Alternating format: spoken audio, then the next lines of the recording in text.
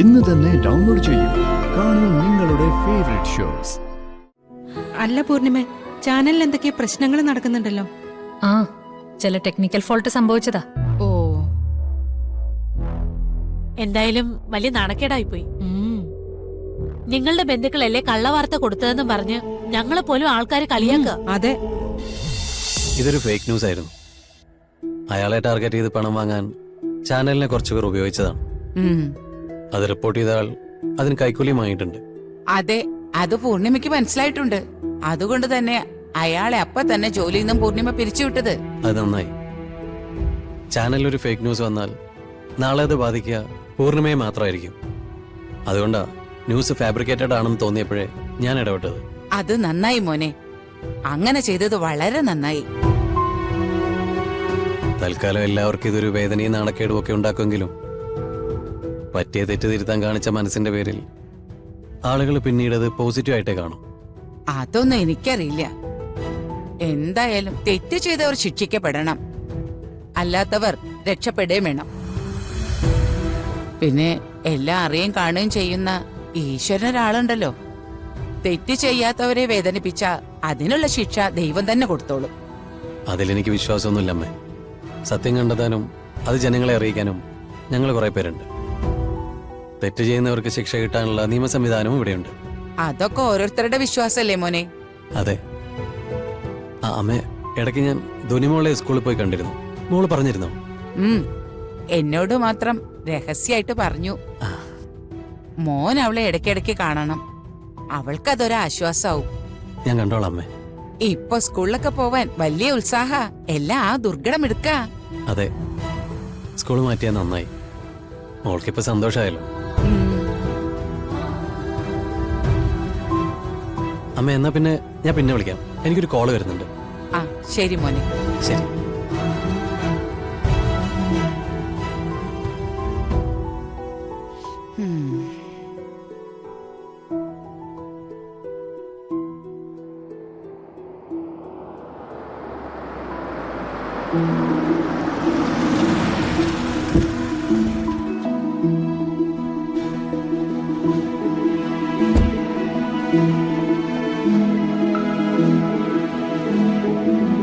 ആ പൂർണിമ, അമ്മേ, ഗിരിജേ, ഇതാരാ വന്നെന്ന് നോക്കി.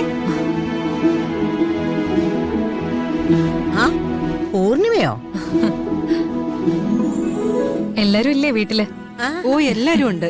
കല്യാണത്തിന്റെ ഇൻവിറ്റേഷൻ കാർഡിന്റെ മോഡൽ കാണിക്കാൻ വന്നതാ. വരൂ, അകത്തേക്ക് ഇരിക്കാം. വാ.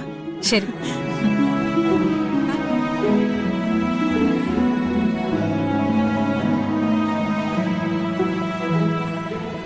ഇഷ്ടമുള്ളത് നോക്കി സെലക്ട് ചെയ്തോ, നമുക്ക് അത് തന്നെ പ്രിന്റ് ചെയ്യാൻ കൊടുക്കാം.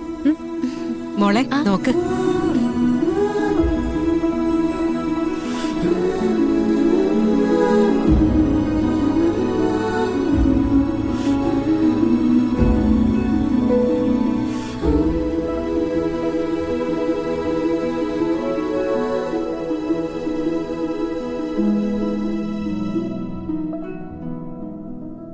ദുർഗ എവിടെ? ചേച്ചി, ചായ. ആ, ചേച്ചി വന്ന കാര്യം ഞാൻ അറിഞ്ഞു, അതാ ചായ എടുത്തത്.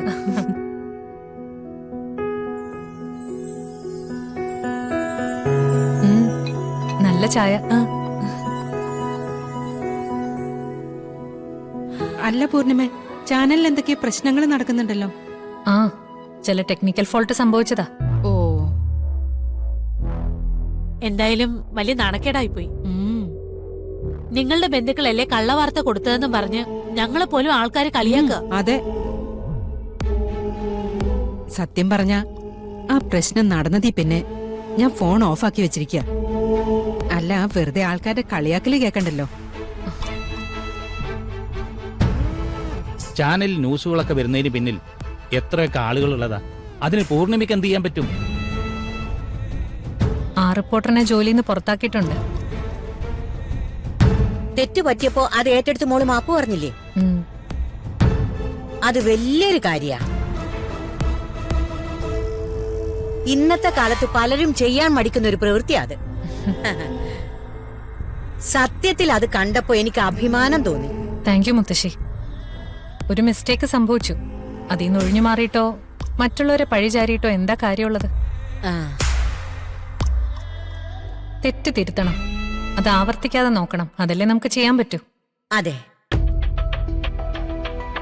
ദുർഗ എന്താ മിണ്ടാതെ നിൽക്കുന്നേ? കാർഡ്സ് നോക്കിയിട്ട് ഒരു അഭിപ്രായം പറ. ആം, എല്ലാം നന്നായിട്ടുണ്ട്. പിന്നെ ഇതില് തീരുമാനം പറയേണ്ടത് അഷിയല്ലേ? ആ അതെ, അതുകൊണ്ടാ ഞാൻ വൈകിപ്പിക്കാതെ മോഡല് കിട്ടിയപ്പോ തന്നെ ഇങ്ങോട്ട് കൊണ്ടുവന്നത്. നന്നായിട്ടുണ്ട്, എനിക്കെല്ലാം ഇഷ്ടായി. ആഹാ, പിന്നെ പൃഥ്വിക്ക് ഇഷ്ടമുള്ളത് ഏതാണെങ്കിലും സെലക്ട് ചെയ്തോളൂ. അല്ല, പൃഥ്വി എന്താ വരാത്തെ? പൃഥ്വി കൂടി ഉണ്ടായിരുന്നെങ്കിൽ ഇവിടെ വെച്ച് തന്നെ നമുക്കൊരു തീരുമാനം എടുക്കായിരുന്നു. അവൻ 1-2 എമർജൻസി വർക്ക് ഉണ്ടായിരുന്നു, ആ. അതാ വരാത്തെ. ആ, ഞാൻ കരുതി പൃഥ്വിയും കൂടി വരുമെന്ന്. ഓ, പെണ്ണിന്റെ ഒരു സങ്കടം കണ്ടില്ലേ? വിഷമിക്കണ്ട, കല്യാണം കഴിഞ്ഞ പിന്നെ 2 പേര് എപ്പോഴും ഒരുമിച്ചല്ലേ. വിവാഹത്തിന്റെ ഓരോ കാര്യത്തിലും നിങ്ങളുടെ എല്ലാവരുടെയും അഭിപ്രായം മടി കൂടാതെ പറയണം.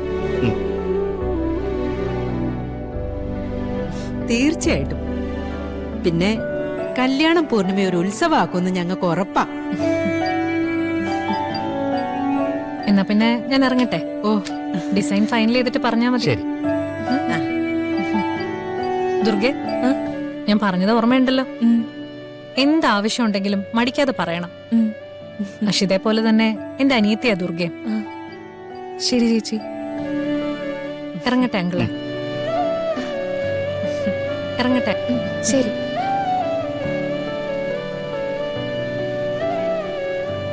ശരി എന്നാ.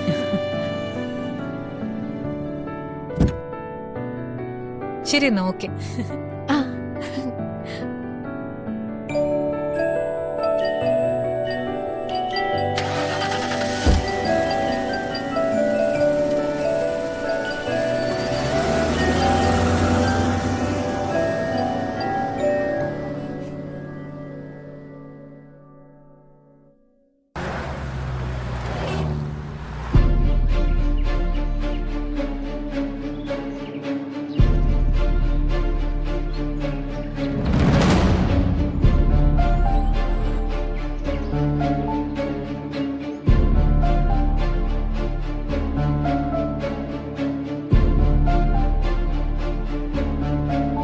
നിങ്ങൾ ചെയ്തത് ശരിയാണെന്ന് നിങ്ങൾക്ക് തോന്നുന്നുണ്ടോ?